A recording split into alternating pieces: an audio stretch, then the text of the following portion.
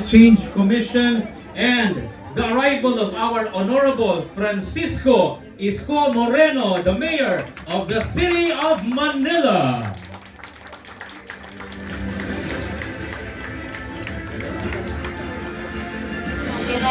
Our guest speaker, the Honorable Manila City Mayor Francisco Isko Moreno Dumagoso, popularly known as Yorme, rose from a childhood marked by poverty in the slums of Tondo to become a prominent figure in both Philippine entertainment and politics.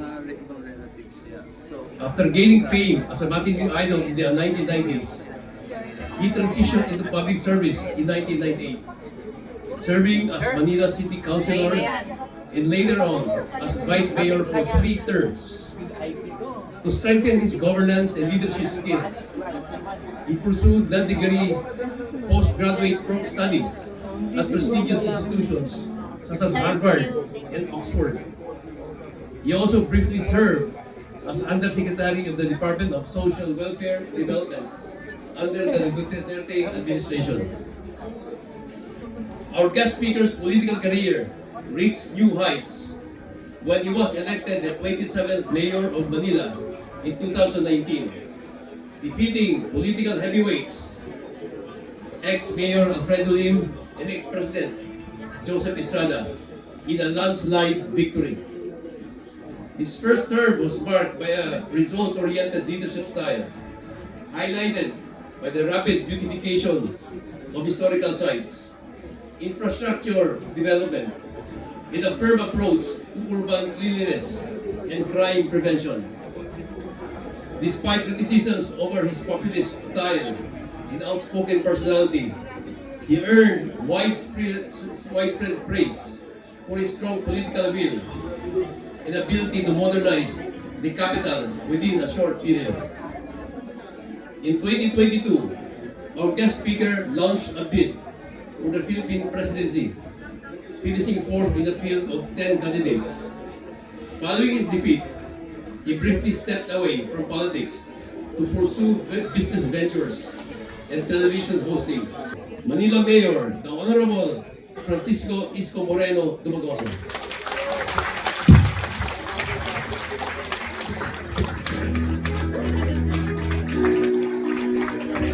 Maupo po kayo.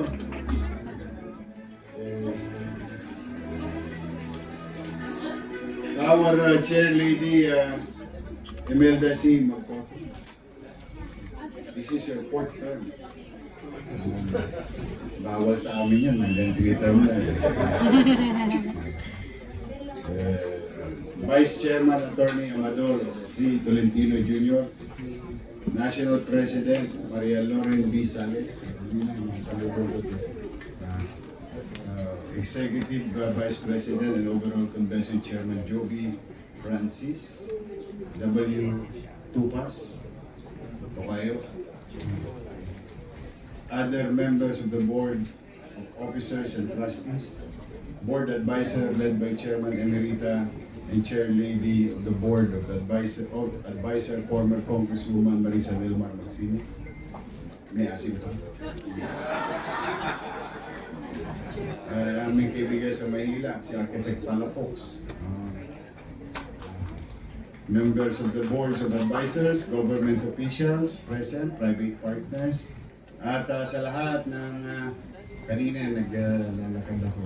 Pinipilit ko i-accommodate table per table, pero I overheard some of you came from Catanduanes, Baguio, Bataan. Kanina may Bataan pa. Sabi ko sa kanya doon sa Bataan, very close sa akin yung Bataan kasi bukod ako'y isang basurero, then I promoted myself as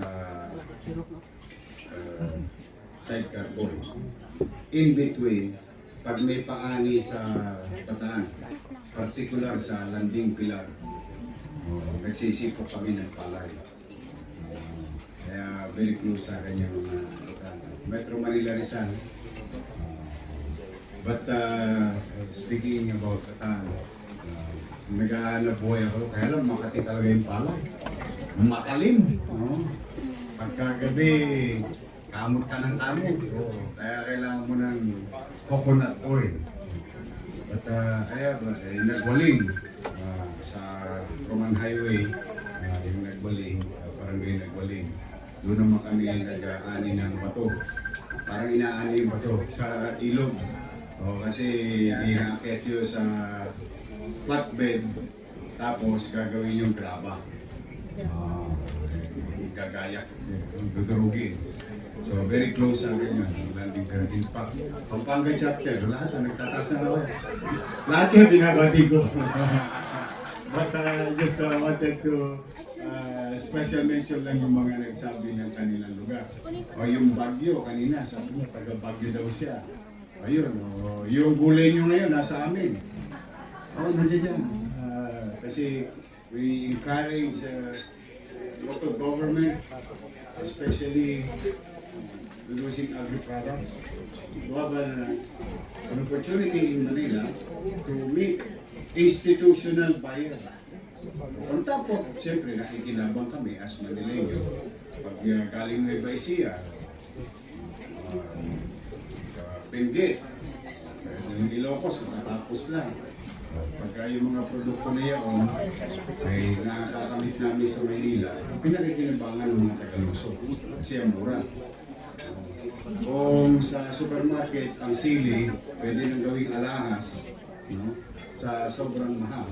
Dito, nakakamit namin ng mura. At the same time, we give opportunity for our farmers na magkaroon ng access sa institutional buyer like Baby Hotel.